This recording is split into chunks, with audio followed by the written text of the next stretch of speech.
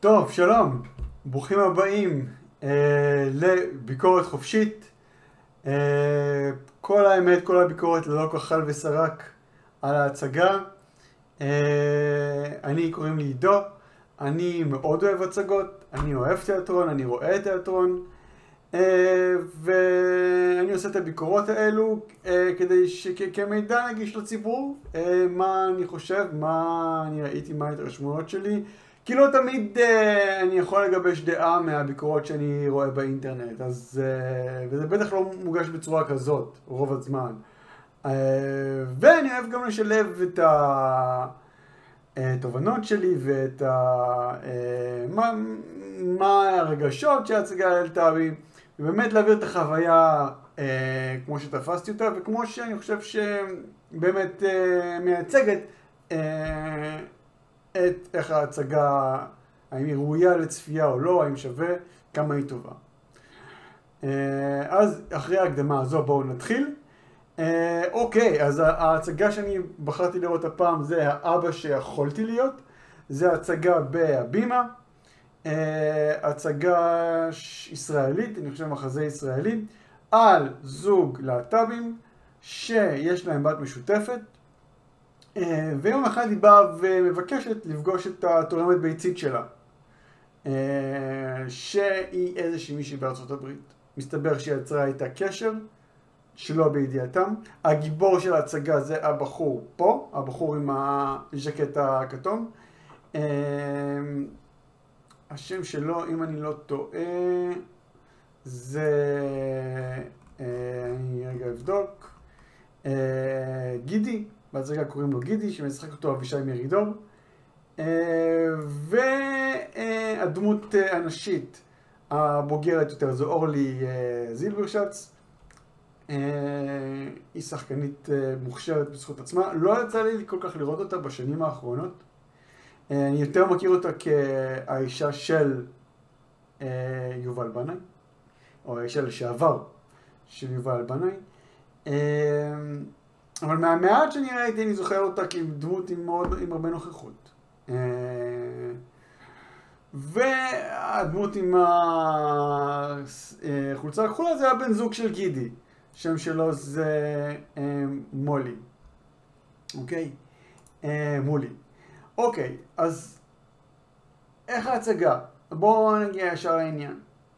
מבחינת מוזיקה היא בסדר, מבחינת תפאורה בסדר.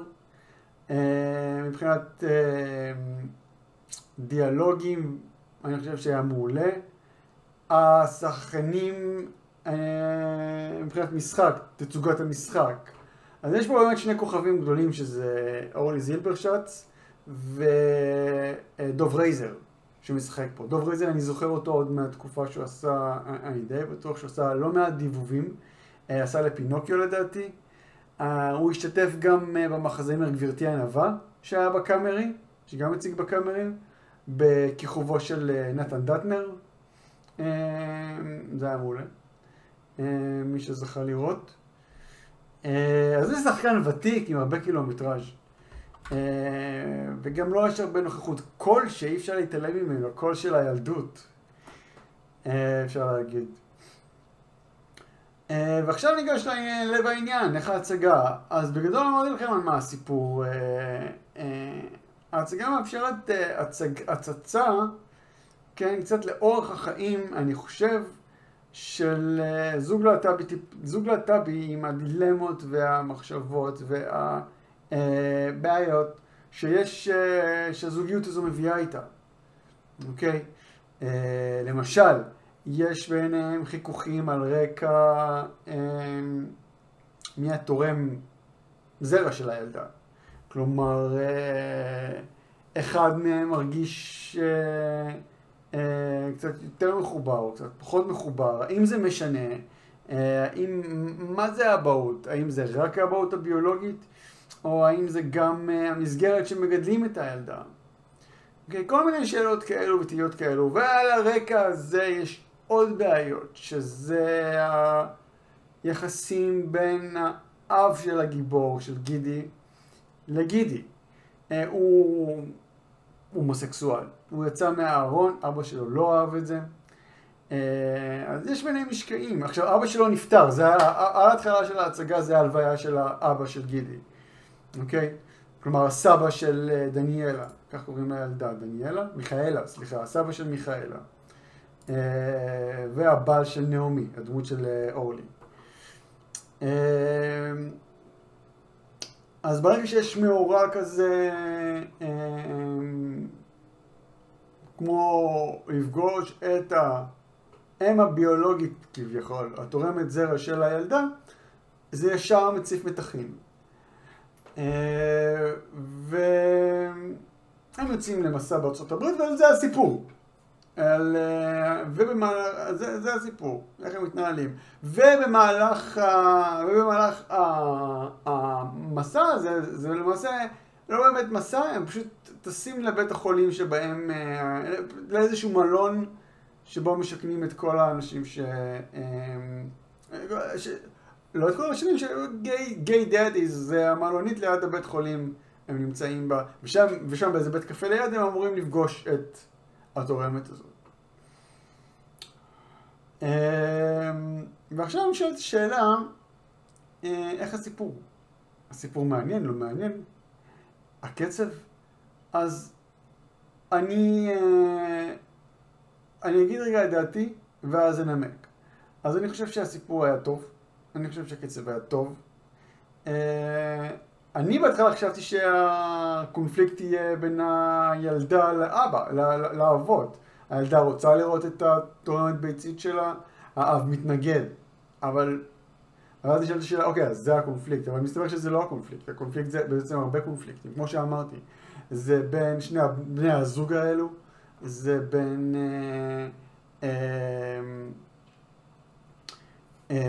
גידי ואימא שלו, אורלי זילברשץ, אבל זה בעיקר בין שניהם ובין אבא שלו. אבא שלו, הרוח שלו תמיד נמצאת שם מעליו, כמו איזשהו צל.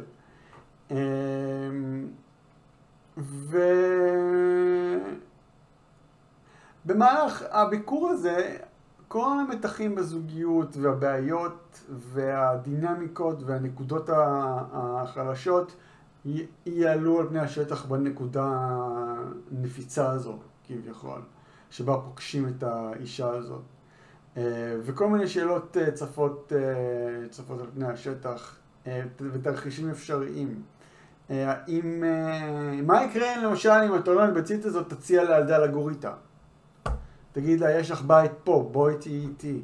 יש לך גם בית בארצות הברית. כל מיני, הוא פוגש איזשהו תלמיד, הוא משחק מורה. התפקיד שלו גידי, הוא גם מורה, הוא פוגש תלמיד מהעבר שלו שהוא גם גיי. אוקיי, וזה יוצר איזשהו חיכוך. אז בגדול אני מרגיש שאני קצת מספר יותר מדי וקצת נותן אולי אפילו טיפה מספיילר, אז אני אלך אחורה.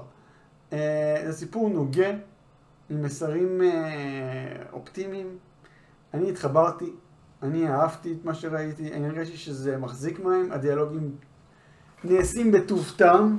אני לא הרגשתי שיש יותר מדי מטען רגשי כאילו על כל דבר שני שאומרים. הם מצליחים לבטא הרבה כאב, אבל בצורה שהיא מכבדת.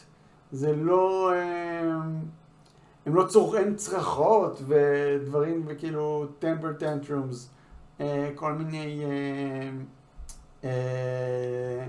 התעצבנויות עד שאתה יוצא מגדר הרגיל. שזה בסדר כשזה קורה במחזה, כן? זה בסדר גמור. אבל אמר פעם מישהו שאני מחבב שהמילה זה כמו סיכה, שאני שולח לכיוון שלך או שלך. אם אני מחבר לסיכה הזה, אם אני רק זורקתי איזושהי סיכה, זה עם מעט רגש, זה כאילו שזורקתי את זה עם טיפה תנופה, זה פוגע בגוף ונופל. אבל אם הייתי מצמיד לדבר הזה איזשהו מרעום של טיל ומשלח אותו, זה היה יכול להיכנס, להגיע ללב ורוב הסיכויים גם לצאת מהצד השני. המילים זה הסיכה, הרגש מה שאנחנו מצמידים לדבר הזה זה המרעום, זה האבק הזה, אבק חבית שריפה, אבק שריפה כזה שאנחנו משלחים, המטען, המנוף שאנחנו נותנים למילים. והגאונות זה שחקן שיודע לעשות את זה בטוב טעם, שזה לא נראה יותר מדי, וזה גם לא פחות מדי, הוא לא נראה אדיש מדי, הוא גם לא נראה אקסטרה משולהב וזה. זה באמת גם, אני חושב שזה גם באיזשהו מקום התפקיד של במאי, לבסט את המטען הרגשי. לבסט את כמה רגש מוצמד לכל מילה, ופה עושים את זה טוב. אוקיי? קצת חפרתי יותר מדי בעניין הזה, אבל אני חשבתי שזו הצגה שהיא, יש בה הרבה עוצמה, גם כשאתה אומר איזשהו משהו כואב, אתה לא חייב לצרוח את זה כדי שיבינו שזה כואב. אז אני נהניתי, סך הכל. הסאונדטרק הוא טוב, הם שרים המון בקריוקי, כל מיני שירים שהם אוהבים, אחד לשני, הדמויות, והם שרים בסדר, וגם הקהל נראה לי התחבר לזה, כי חלק גם התחילו לשיר. אז אני באמת לא יכול למצוא משהו רע בהצגה הזו. אני אהבתי גם את המסרים של ההצגה. אני אגע בזה יותר מאוחר, אבל בגדול מדובר על מסרים שקשורים למשפחה ולאהבה בין דורית. למשל, הנה שאלת מחשבה. אם אבא אף פעם לא אומר לבן שלו, אני אוהב אותך, האם זה אומר שהוא שונא אותו? אם זה אומר שהוא לא אוהב אותו? באופן כללי, האם הדרך הבלעדית להביע אהבה זה במילים? או האם יש עוד דרכים? לדוגמה, אם יש איזשהו אבא שאוקיי, הוא לא מצליח לדבר, הוא לא מצליח לפרוק את הרגשות שלו מול הבן, אבל הוא כל הזמן דואג לו ורוצה שיהיה לו טוב. האם זה לא סוג של אהבה? אם הוא לא אמר אף פעם לבן שלו, בן, אני גאה בך, האם זה אומר שהוא נגדו? לא.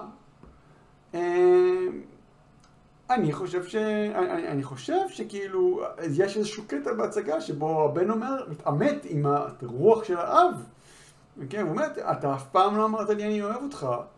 והוא אומר לו בחזרה, האב, אני עשיתי הרבה טעויות בגידול שלך, ורק שתדע לך שגם אבא שלי לא אמר לי ככה. אבא שלי אף פעם לא דיבר איתי על הדברים האלו, על הנושאים האלו. הבן מטיח בו, אתה רצית שאני אשאר בארון, וזה הוא אמר, כן, אני דאגתי לך. אז גם אם אנחנו תופסים לפעמים את הדברים שההורים שלנו עושים, או אנשים אחרים, כמשהו עוין, לפעמים זה לא מגיע משנאה, לפעמים זה לא מגיע מרצון להזיק, זה ההפך. זה מגיע מרצון להיטיב בעיניים שלהם. זה דבר אחד שעלה לי לראש. ואגב, חיי המשפחה, אני אפתח פה סוגריים, ואזכיר הצגה שקוראים לה יומני חוף ברייטון, בבית לסין.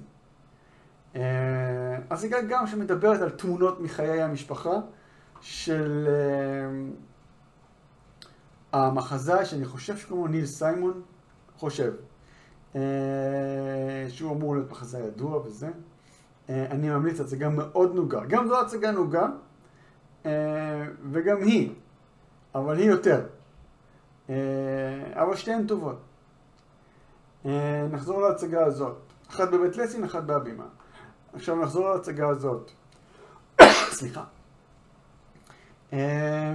אז אני חושב שסיכמתי את זה. התוכן היה מעורר מחשבה מספיק, ומעניין.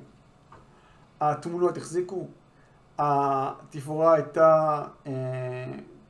תראי, קצת קשה לדבר על תפאורה, כי בכל הצגות שאני רואה, התפאורה היא נורא דומה. זה בדרך כלל איזשהו משרד, או איזשהו בית, או איזשהו בית קפה, או איזשהו תחנת רכבת. אבל פה זה פחות או יותר מה שאמרתי. או דיינר, כיסאות, שולחנות. להגיד שזה היה... תראה, זו הצגה קטנה. זה נמצא במסקין, אולם מסקין בהבימה. אז לא לצפות לאיזשהו שואו ענק נוסח ברודווי. כאילו אתם רואים את וויקד בברודוויי, את ניר שער. אוקיי? יש לי באוגוסט כרטיס לפרסילה, מלכת המדבר, בהבימה. זה אמור להיות כאילו, וואו. זה יהיה בעולם רובינה, אז כנראה יהיה שם קצת יותר פסטיביטי. פה זו הצגה קטנה, מינימליסטית, אפשר להגיד. כמה כיסאות, שולחנות, איזשהו רקע. אבל זה בסדר. היה לי משפט שאני שמעתי באוצלי גוצלי. לקחתי את האחייניות שלי לאוצלי גוצלי בפסח, בתיאטרון הקאמרי. ואז אחד השחקנים אומר, המטאטא הזה הוא בעצם סוס.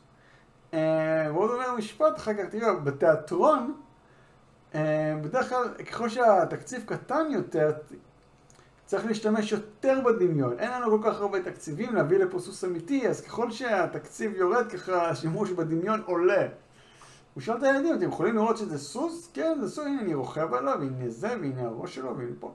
והילדים הבינו את זה, ילדים סך הכל, יש להם, אני מניח שיש להם דמיון, מבוגרים ראו את זה, יש ילדים פחות דמיון, יותר דמיון. אבל כן, לא הרגשתי שהיה חסר, כאילו, משהו כדי להבין איפה אנחנו נמצאים. אבל זה מה שעושה תפאורה טובה.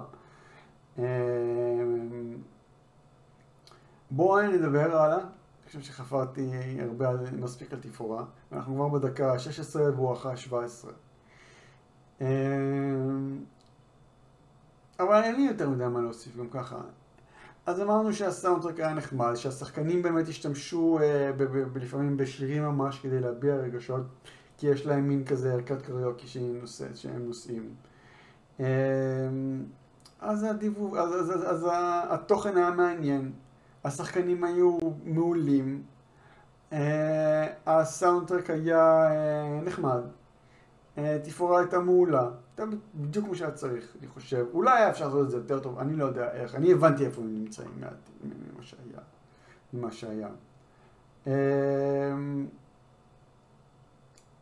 המסרים היו טובים, אני אוהב הצגות שכשאני יוצא מהם אני עוד חושב עליהן, אחרי. אני עוד יכול, אני אומר לעצמי, יש פה איזשהו ערך מוסף. אני מרגיש, כל הצגה שאני יוצא, אני חייב להבין, אני שואל את עצמי, אולי אני לא צריך, אבל מה רצה המחזאי להגיד דרך ההצגה לקיום האנושי? מה היה המטרה?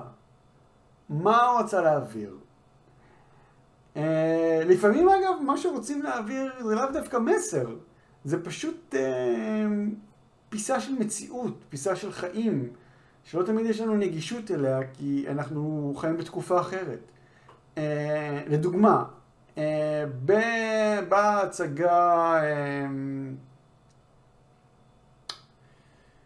מלאכים באמריקה, שכבר לא מציגה, לצערי,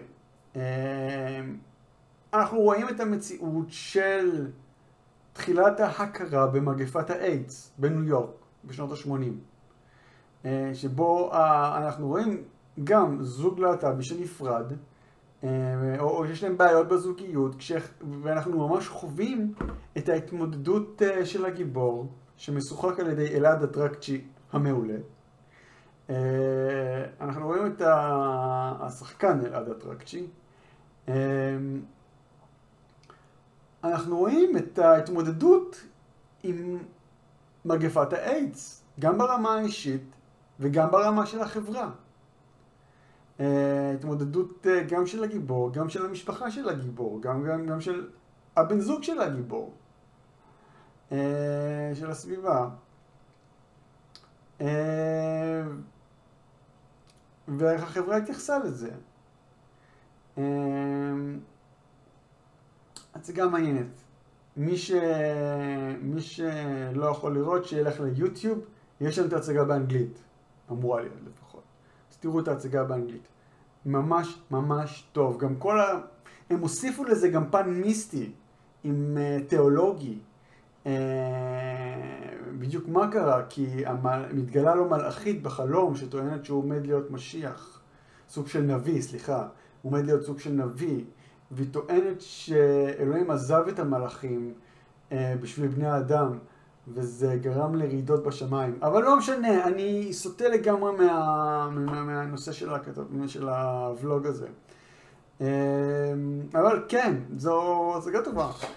אבל בואו נחזור להצגה הזאת, גם ההצגה הזאת טובה.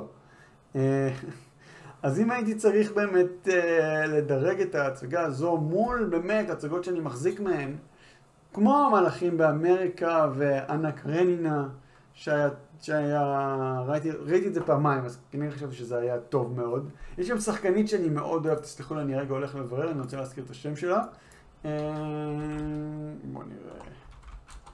אנה קרנינה בתיאטרון גשר, משוחקת על ידי מי בתפקיד הראשי? אפרת בן צור. מעולה. ללכת ולראות. השחקנית הזו, אני מת עליה, היא נהדרת, היא שחקנית טובה מאוד. אפרת בן צור. ראיתי אותה גם בדיבוק, שהיה טוב. אם ראיתי אותה בעוד מקום, לא זוכר. כנראה שלא. אוקיי, חזרה לפה. אז חזרה להצגה, אבא שיכולתי להיות. ובהמשך ההצגה תבינו למה גם קוראים להצגה ככה.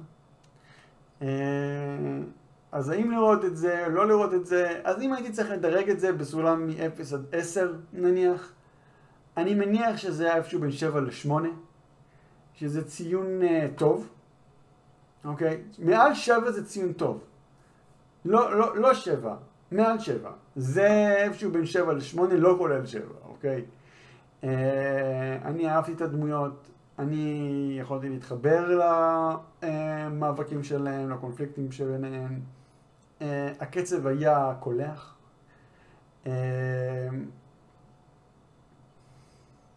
אמרתי כבר שהמשחק היה טוב. וזה פשוט הצגה קטנה נוגעת ללב. אני אומר קטנה לא באמת רע, אלא contained. יש בסך הכל 6 שחקנים שזה לא מעט. והאינטראקציות שביניהם טובות. זה מחזיק עניין. ואפשר לצאת גם עם כל מיני דברים שהם מעבר, שהם לדעתי ערך מוסף. ושאלות מחשבה. ותובנות. אז אני אהבתי את ההצגה, אני ממליץ על ההצגה, אז פשוט צאו.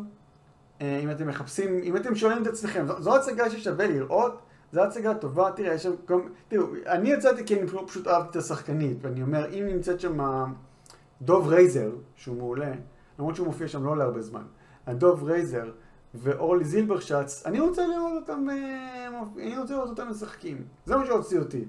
קודם כל יש, וזה בהרבה הצגות, יש בדרך כלל שם אחד או שניים שהוא ממש הכוכב, ועוד כמה שפחות נודעים לידו. אבל זה לא תמיד ערובה שההצגה תהיה טובה.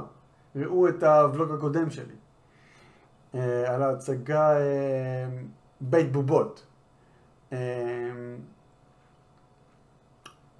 שהיא הייתה בסדר, אבל זאת דיברה לה יותר. ההצגה הזו. יש לי ולוג שלם על בית בובות, אני מזמין אתכם לצפות בזה. זהו בגדול. אז הייתי נותן לזה משהו מעל 7, נניח 76. ולכו לראות. אין לי יותר מדי מה להוסיף. עכשיו, מהנקודה, זה סוף הביקורת, תיאורטית. זה סוף הביקורת בלי הספוילרים. מעכשיו, מהנקודה הזאת, נתחיל לדבר על ההצגה עם ספוילרים. אוקיי? ונצא, ואני קצת אפרט, קצת אשתף את התובנות שאני לקחתי. ואני אנמק אותם גם. עכשיו, מי שרוצה לצאת עם התובנות שלו, ועם הרגשות שלו, ועם העניינים שלו, שלא יראה את זה, שיחזור אחרי שהוא ראה את ההצגה. אוקיי? ואז נראה אם אנחנו באותו לבל. סבבה. אוקיי, אז מה שהכי דיבר אליי זה היחסים, משהו שאני הזכרתי בהתחלה, שהזכרתי כבר, היחסים בין, הרי מה בעצם הנקודה? אני חושב, הרי כל הזמן יש בעיות בחיכוכים ביניהם. יש חיכוכים בין כל הדמויות. יש חיכוכים בין גידי לכביכול בעלו, על רקע איזשהו בגידה שהייתה שם, גידי ומולי. יש שם חיכוכים בין האב, או יותר נכון, הדמות של האב עם גידי. אני אוריד רגע, אני עולתי את זה כדי לראות את השמות. יש כאילו את האינטראקציה בין דניאל לבין גידי, שדניאל היה תלמיד שלו, אוקיי? יש את החיכוכים בין האימא של התורמת ביצית לבין גידי והמשפחה שלהם.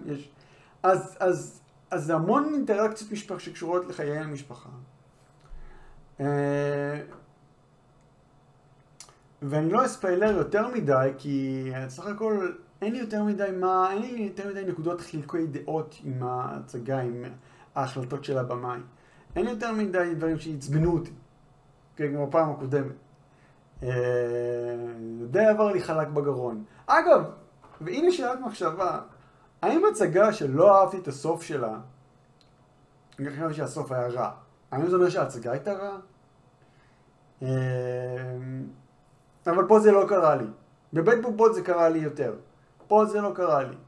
פה גם הסוף הוא יחסית אופטימי. אבל כן, השאלה היא עומדת. אם נניח לא אהבת איזשהו קטע בהצגה, האם זה אומר כל ההצגה, האם ההצגה לא טובה? לפעמים, האם סרט שנגמר עם סוף לא טוב לגיבור, הגיבור מת, איזשהו הקריב את עצמו. ולא אהבתי את זה. האם זה אומר שכל הסרט לא היה טוב?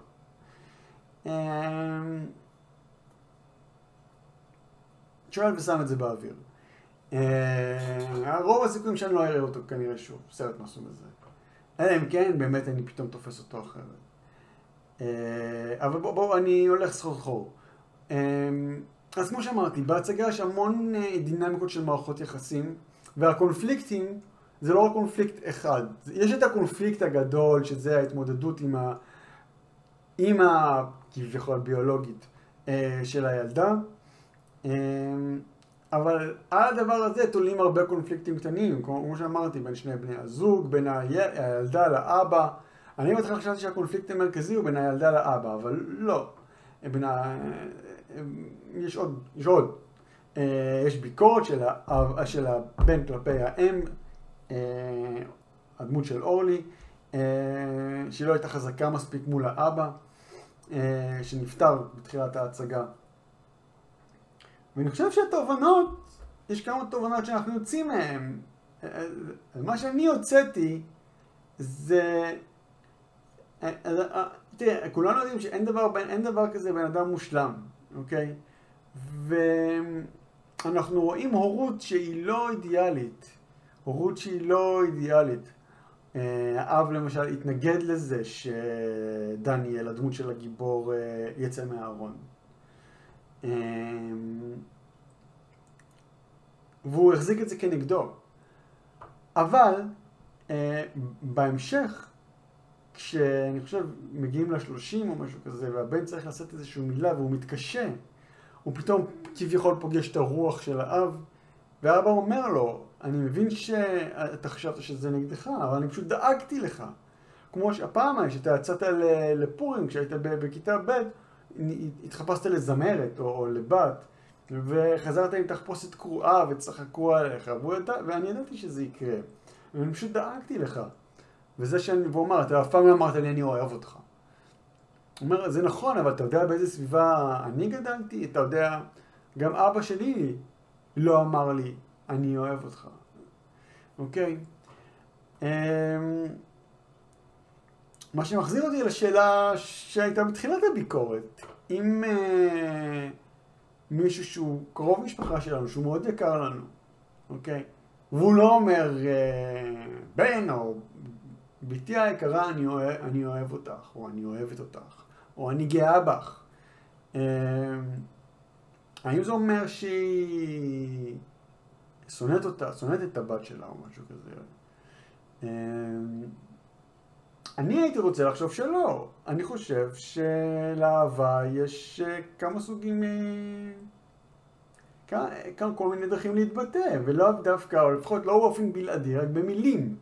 אוקיי? אם למשל יש איזשהו אבא שהוא דואג לכל הצרכים הפיזיים של הבן שלו, אבל מתקשה להתבטא רגשית במילים, האם זה הופך אותו לאבא רע?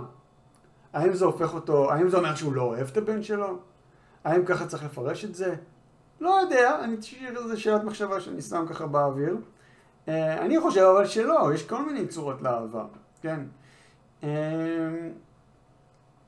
אהבה יכולה להיות גם דאגה.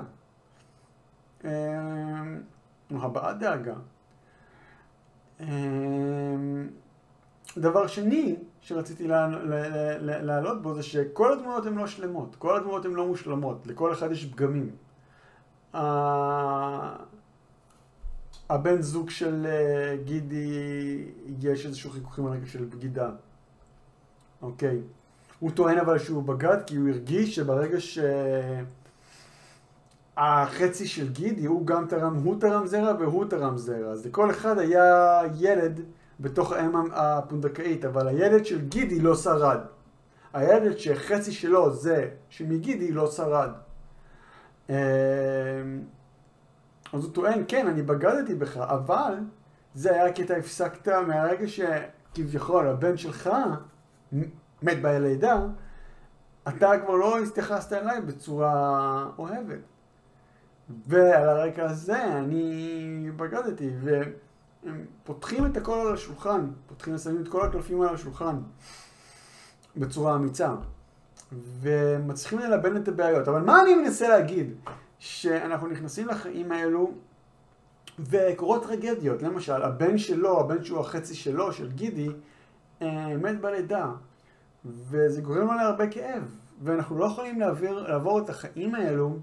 אנחנו כנראה לא יכולים גם לחיות וגם להעביר את החיים האלו בלי לסבול, או בלי לעבור איזשהו תהליך של כאב. אנחנו חיים בעולם שהוא לא מושלם, שקוראים בו כל מיני אסונות וכל מיני צרות. אז אם אנחנו עברנו חיים ואנחנו יכולים להגיד, וואלה, לא, אני לא שבור בכלל, אין לי שום דבר, וזה כנראה לא חיית. ואם הפגמים האלו, וזה לא פגמים, אבל אם המשקעים האלו אנחנו נכנסים למערכות יחסים, אז האם לא להיכנס למערכות יחסים? ההצגה הזו, אני חושב, אומרת לנו, רמזת שאין יחסים מושלמים. כי אנחנו בני אדם, אין בני אדם מושלמים. אני גם לא יודע איך יראה בן אדם מושלם, מה זה בן אדם מושלם. ואולי עצם זה שאנחנו לא מושלמים, זה מה שיפה. זה מה שהופך את העולם למעניין. פה נוצרים הקונפליקטים, פה נוצרים הדרמות, ומתוך זה עולה האומנות.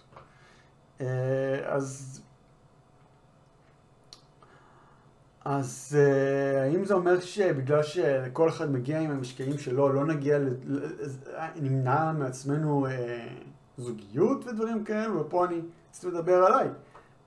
לא, ודאי שלא. וזהו, אי אפשר לעבור את העולם הזה בלי להרגיש כאב ולהיות באיזשהו מקום שבור. וודאי שאנחנו נעביר את זה לבני הזוג שלנו, להשלכות על זה, ולבנים, או לילדות, ולדור הבא שיגיע איתנו. ואם זה מפריע לנו, אנחנו צריכים לטפל בזה, כמובן. אבל אבל זה לא אמור למנוע מאיתנו להתנסות במערכות יחסים ובהבאות והורות, וכנראה שאף פעם אפשר להיות מוכן גם לדבר הזה. זה השני שקל שלי בעניין. אני אהבתי גם את הסוף האופטימי של הסיפור. אומר שבעצם שעוד אפשר להשתנות. אז שאם אנחנו באמת נוגעים בליבה של הדברים, דרך איזשהו תהליך, שבה כולם מדברים בכנות אחד עם השני, עם רצון טוב, וחושפים את הפצעים, צריך לתת לזה לכאוב, לתת לזה להגליד, ואולי אפשר לכתוב עדיין עתיד אחר. אוקיי, ועם הסיום הזה נגמרת ההצגה. אז אני חושב שתמצאתי את זה יפה. כמובן יכול להיות שיהיה איזה מישהו שיראה את הביקורת ולהגיד, תשמע עידו, כל מה שאמרת לא נכון ויש איתו הוכחה, אני אצא לך את זה פה, אז נהדר, בוא ננהל דיון. זה מה שחסר לי בביקורות האלו, זה רק אני. אם היה פה נניח, לא יודע, איזה אח שלי או עוד איזה מישהי או מישהו שיודע, שיכול כאילו להתעמת עם מה שאני טוען, זה לדעתי היה פינה יותר מעניינת. כרגע זה רק אני מדבר. זה יכול להיות יותר מעניין אם זה הדיון. אז אם יש לכם משהו להוסיף, מוזמנים להוסיף בתגובות, אני מבטיח לקרוא ולהגיב. אז אנחנו נסיים כאן. תראו להצגתנו, הצגה קטנה, חמודה, אבל אני אומר קטנה לא כמשהו שלילי, כמשהו שהוא אינטימי. נוגה, זורמת, ואולי אפילו, יש בה אפילו איזשהו קטרזיס לקראת הסוף, יש איזושהי תחושה של הקלה, יש איזושהי תחושה שהגיבור הצליח להתעלות מעל המשקעים שלו, שזה נהדר, שזה מעורר השראה. אז לכו ליהנות, צאו תהנו, לכו לראות, ואני אראה אתכם בביקורת הבאה. צ'או, כל טוב, ואל תשכחו לעשות סאבסקרייב אם נהניתם מהתוכן, ואני אשמח גם להצעות לשיפור וזה. אני יודע שהביקורות שלי קצת ארוכות, אמרו לי את זה, אבל יש לי המון מה להגיד, אבל אני אשתדל להיות מתומצת,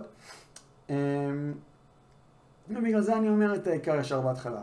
טוב, חפרתי מספיק, שיהיה לכם אחלה של ערב או אחלה של בוקר, מתי שאתם רואים את זה, וניפגש בביקורת הבאה.